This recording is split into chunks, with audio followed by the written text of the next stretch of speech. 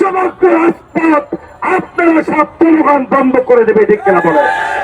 অতএব আমরা মনে করি বিএনপি, দেশ নেত্রী বেগম খালেদা জিয়া এবং এই দলের বর্তমান চেয়ারম্যান বাংলাদেশের প্রধানমন্ত্রী জনাব তারেক রহমান, আপনারা প্রত্যেকেই বাংলাদেশের মুসলিম ছিলেন।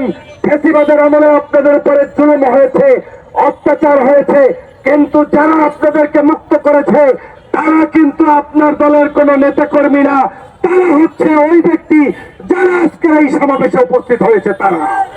অতএব এই জুলাই যোদ্ধাদেরকে সম্মান করবেন, স্যালুট করবেন, তাদের দাবি মেনে নেবেন।